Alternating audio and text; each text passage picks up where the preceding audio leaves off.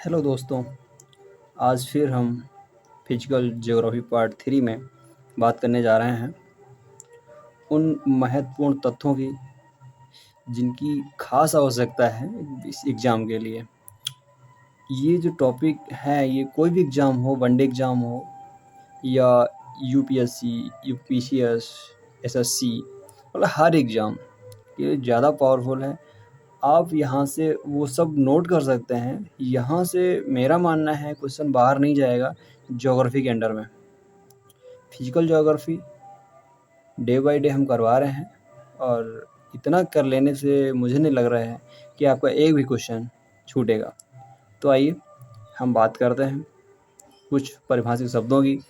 और हाँ, जो नया है चैनल पर प्लीज़ सब्सक्राइब करें, लाइक करें एंड शेयर करें और कमेंट करें ताकि हम हर वीडियो शेयर करते रहें और आप तक मेरी फर्स्ट वीडियो और लास्ट वीडियो देखें। जिन्होंने ये वीडियो देख रहे हैं वो पहला वीडियो देखें, उसके बाद दूसरा देखें, उसके बाद ये देखें, तभी समझ आएगा। क्योंकि ये वीडियो देख लेने से पीछे का छूट जाएगा और आपकी समझ से बाहर होगा।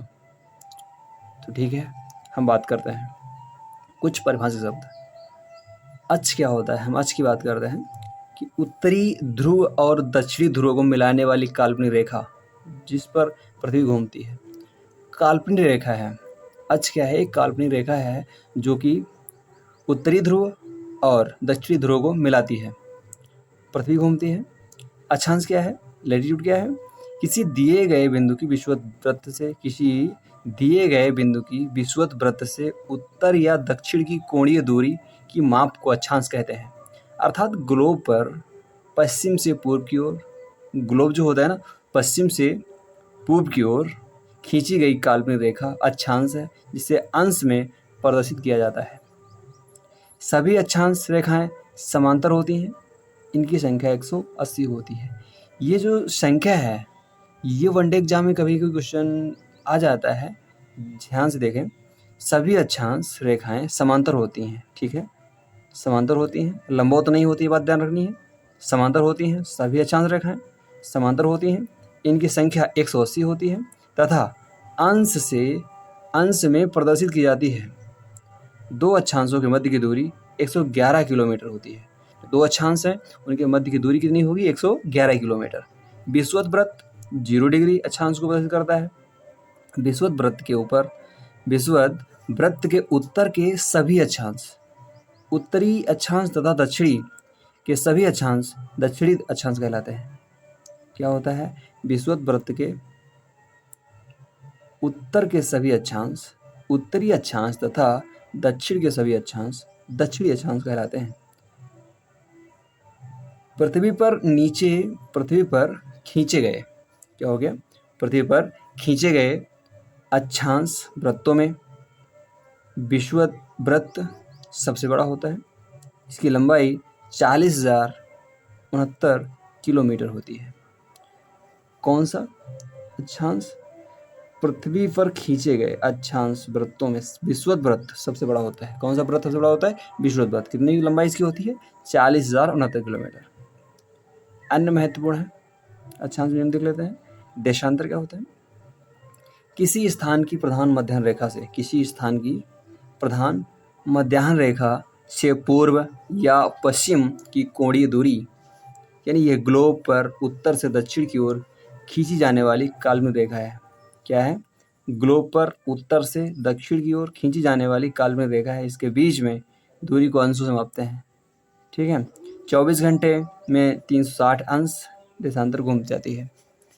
क्या होता है? पृथ्वी 24 घंटे में 360 देशांतर घूमती है। इसलिए पृथ्वी की घूर्णन गति 15 अंश देशांतर प्रति घंटा या 4 मिनट में एक देशांतर होते हैं। पृथ्वी पर समय निर्धारण कैसे समय का ज्ञान होता है, तो उस पर बात करेंगे कि पृथ्वी का समय निर्धारण जो होता है, समय का ज्ञान देशांतर रेखा से होता है, अक्षांश से नहीं। समय का ज्ञान जो है देशांतर रेखा से होता है। एक देशांतर का अंतर 4 मिनट होता है। कितना होता है? 4 मिनट। एक देशांतर का अंतर 4 मिनट होता है। चूँकि पृथ्वी पश्चिम से पूर्व की ओर घूमती है कहाँ घूमती है पृथ्वी? पश्चिम से पूर्व की ओर घूमती है, अतएव पूर्व की ओर बढ़ने पर 4 मिनट बढ़ता जाता है तथा पश्चिम में 4 मिनट घटता जाता है। यही जो है पूर्व से पश्चिम की ओर पृथ्वी घूमती है, पश्चिम से पूर्व की ओर घूमती है, तो वही रूल है इसका कि 4 मिनट बढ़ता जाता है और 4 मिनट घटता जाता है। अंतर्राष्ट्रीय तिथि रेखा क्या है? अंतर्राष्ट्रीय तिथि रेखा 180 अंश देशांतर को अंतर्राष्ट्रीय तिथि रेखा माना गया है। क्या माना गया है? कि ये रेखा प्रशांत महासागर के में उत्तर से दक्षिण तक फैली है, उत्तर से दक्षिण तक फैली है। कौन? अंतर्राष्ट्रीय तिथि रेखा। Greenwich mean time, Greenwich mean time यानी इंग्लैंड के निकट शून्य, ग्रीनविच मीन टाइम इंग्लैंड के निकट शून्य देशांतर पर स्थित ग्रीनविच वेधशाला में गुजरने वाली काल्पनिक रेखा को प्राइम मेरिडियन कहा माना गया है। भारत में 82 हाफ यानी 82 डिग्री 1/2 अंश 82.5 डिग्री पूर्वी देशांतर रेखा के समय को मानक माना गया है, जो इलाहाबाद के नैनी से गुजरती है। भारत का मानक समय ग्रीनविच मीन टाइम से 5.5 घंटे आगे रहता है। यहाँ पर देखना है कि जो खासकर हाल बीच में बना रहता है कई जगह, क्योंकि गुजरात से लेकर के उधर अरुणाचल साइड में ज़्यादा समय 2 घंटे का लगभग फ़र्क दिखता है और इस पर गवर्नमेंट मांग भी कर रही है। तो करंट से जुड़ के यहाँ पे देखना है टॉपिक को, ताकि इशू ना हो कोई, क्योंकि 2 घंटे का लगभग ज़्यादा बढ़ जाता है 91 खास कर बैठता जा कर के उधर देशांतर में, तो वहाँ पे करंट को जोड़ लेना है तो ज़्यादा बेटर होगा। तो एक क्वेश्चन है प्रीलिम्स का 2012 में आया हुआ है, उसको देख लेते हैं कि वैज्ञानिक निम्नलिखित में से किन किन परिघटना को ब्रह्मांड के निरंतर विस्तारण के साक्ष्य के रूप में उद्धृत करते हैं। अंतरिक्ष में सूक्ष्म तरंगों की उपस्थिति को पता चलना। क्या है? कि अंतरिक्ष में सूक्ष्म तरंगों की उपस्थिति का पता चलना। अंतरिक्ष में रेडशिफ्ट परिघटना का अवलोकन। नंबर 3 क्या है? कि अंतरिक्ष में क्षुद्र ग्रहों की गति। अंतरिक्ष में सुपरनोवा विस्फोटों का होना। निम्नलिखित में से आधार पर सही चुनिए। तो इसमें दिया गया है 1 और 2, 1, 2, 1, 3, 4 उपयुक्त में से कोई भी साक्ष्य के रूप में उद्धृत नहीं किया जा सकता है। तो इसका आंसर है ए, जो कि 1 और 2, यानी वैज्ञानिक निम्नलिखित में से किस परिघटना घटनाओं ब्रह्मांड के निरंतर विस्तारण के साक्ष्य के रूप में उद्धृत है। बोल रहा है कि ब्रह्मांड के निरंतर विस्तारण, ब्रह्मांड का निरंतर विस्तारण कैसे होता है? तो अंतरिक्ष में सूक्ष्म तरंगों की उपस्थिति का पता चलना और अंतरिक्ष में रेडशिफ्ट परिघटना का अवलोकन। ठीक है, और अगला क्वेश्चन देख लेते हैं। क्षुद्र ग्रहों तथा धूमकेतु के बीच क्या अंतर है? क्षुद्र ग्रहों तो धूमकेतु के क्या अंतर है? क्षुद्र ग्रह लघु चट्टानी ग्रहिकाओं प्लेनेटाइड हैं, जबकि धूमकेतु हिमशीतित गैसों से निर्मित होते हैं जिन्हें चट्टानी और धातु पदार्थ आपस में बांधे रखते हैं। दूसरा क्या है? क्षुद्र ग्रह अधिकांशतः बृहस्पति और मंगल के परिक्रमापथों के बीच पाए जाते हैं, जबकि धूमकेतु अधिकांशतः शुक्र और बुध के बीच पाए जाते हैं। ऐसा नहीं है, धूमकेतु गोचर दीप्तिमान पुच्छ दर्शाते हैं, जबकि क्षुद्र ग्रह ये नहीं दर्शाते। ये भी ठीक है, मतलब धूमकेतु जो है गोचर दीप्तिमान पुच्छ दर्शाते हैं, ठीक है, जबकि क्षुद्र ग्रह ऐसा नहीं दर्शाते। बिल्कुल सही बात है। तो इसका आंसर जो है बी है, यानी 1 और 3। ठीक है, तो आशा करता हूँ कि आपको ये क्वेश्चन भी समझ आया होगा। अगला क्वेश्चन बात कर 2018 में आया हुआ है कि निम्नलिखित कथनों पर विचार करना है। कथन दिए हुए हैं 3, उनमें विचार करना है कि पृथ्वी का चुंबकीय क्षेत्र हर कुछ 100,000 सालों में उत्क्रमित हुआ है। बिल्कुल बात सही है कि पृथ्वी का चुंबकीय क्षेत्र जो है हर 100,000 सालों में उत्क्रमित हुआ है। बिल्कुल राइट बात है। पृथ्वी जब 400 मिलियन वर्षों में, पृथ्वी जब 4,000 मिलियन वर्षों से भी अधिक पहले बनी तो ऑक्सीजन 54% थी और कार्बन डाइऑक्साइड नहीं थी। जब ये बात मतलब बिल्कुल गलत है, ऐसा नहीं था कि कार्बन डाइऑक्साइड नहीं थी। जब जीवित जीव पैदा हुए उन्होंने पृथ्वी के आरंभिक वायुमंडल को बदल दिया। उपयुक्त में से कौन सा कथन सही है? हम बात करते हैं 1 और 3। क्या होता है कि कुछ 100,000 सालों में उत्कीर्णित हुआ क्या चुंबकीय क्षेत्र, ठीक है। तो सी इसका उत्तर सही है एकदम से। बात करते हैं कि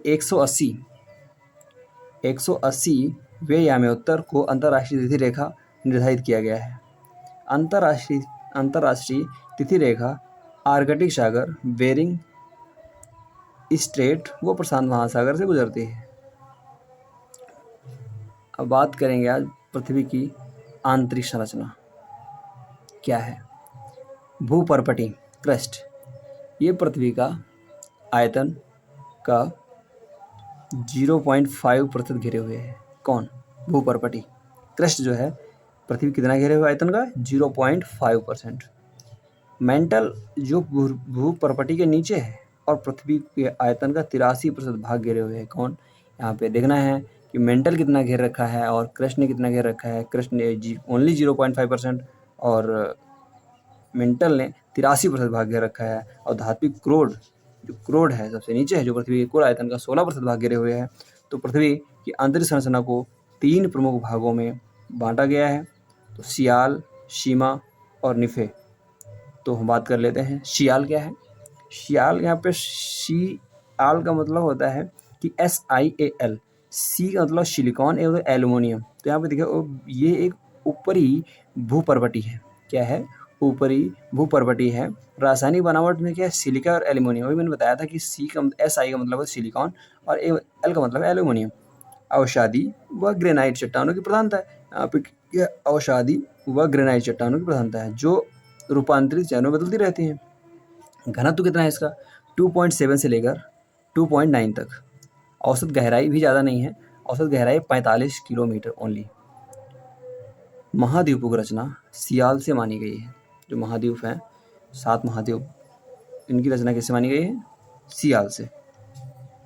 समुद्रों का निर्माण भारी सिलिका यानी मैग्नीशियम से बना हुआ है। समुद्रों का निर्माण जो है सिलिकेट और मतलब सिलिका और मैग्नीशियम बना हुआ है। सीमा क्या है? सिलिकॉन और मैग्नीशियम। सिलिकॉन और मैग्नीशियम तत्वों की प्रधानता पाई जाती है किसमें? सीमा में। बैसाल्ट चट्टानों की प्रधानता, क्षारीय पदार्थों की अधिकता, घनत्व 2.9 से लेकर 4.7 तक, औसत गहराई 45 किलोमीटर से लेकर 2900 किलोमीटर तक, 2900 किलोमीटर तक। इसी परत से ज्वालामुखी विस्फोट के समय लावा बाहर आता है। इसी परत से ज्वालामुखी विस्फोट के समय लावा बाहर आता है। मुख्यतया महासागरों के नीचे होती है। मेंटल भूपटल के मध्य असंबद्ध सतह है जिसकी खोज मोहरोविचिक ने की थी। इसे मोहो या एम असंबद्धता भी कहते हैं, यानी एम डिसकंटिन्यूटी। ठीक है। अब निफे की बात करेंगे हम कि निफे क्या है। कि निफे पृथ्वी का केंद्रीय भाग है। कौन सा भाग है? केंद्रीय भाग है। इसकी रचना निकेल और लोहे से हुई है। अर्धव्यास 3500 किलोमीटर, पृथ्वी की सतह से 2900 किलोमीटर से 6400 किलोमीटर के मध्य स्थित है। केंद्रीय पिंड पूर्णतः ठोस नहीं, तरल लोहे से निर्मित। कोर का तापमान 5500 डिग्री सेल्सियस होता है। इसका घनत्व 13 है। पृथ्वी का कोर यानी पृथ्वी का जो कोर भाग है ठोस है। कोर का जो भाग है वो कितना ठोस है। कोर भाग पर आच्छादित परतें अर्धठोस या प्लास्टिक अवस्था में है। नीचे की ओर बढ़ते जाने पर प्रति 32 किलोमीटर गहराई पर तापक्रम 1 डिग्री सेंटीग्रेड बढ़ता जाता है। भूकंपीय तरंगों के आचरण से यह स्पष्ट है कि तापमान प्रत्येक गहराई पर एक सा नहीं रहता। धरातल से लगभग 100 किलोमीटर की गहराई तक 100 डिग्री सेल्सियस प्रति किलोमीटर, उसके नीचे 300 किलोमीटर तक 2 डिग्री सेल्सियस प्रति किलोमीटर और उसके नीचे 1 डिग्री सेल्सियस प्रति किलोमीटर। इस गणना के आधार पर धात्विक क्रोड का तापमान 5500 डिग्री सेल्सियस है। पृथ्वी के केंद्र के निकट अत्यधिक तापमान के बावजूद क्रोड की तरल चट्टानें अत्यधिक दाब के कारण ठोस पदार्थ के गुण रखती हैं। आज हम यहीं पर इस टॉपिक को ख़त्म करेंगे और कल हम बात करेंगे प्लेट विवर्तनिकी का सिद्धांत किसने दिया, क्या था और कितना लाभदायक है। तो मैं फिर एक बार कहना चाहूँगा कि जो भी मेरा वीडियो देख रहे हैं और अपने दोस्तों को शेयर करें, सब्सक्राइब करें, लाइक करें, कमेंट करें और उन सबको शेयर करें जो बुक्स नहीं ले सकते या जिनको इशू है लेकिन पढ़ना चाहते हैं। उन सबको शेयर करें, उनसे रिक्वेस्ट करें कि वीडियो देखें और अवश्य लाभ मिलेगा। Thank you.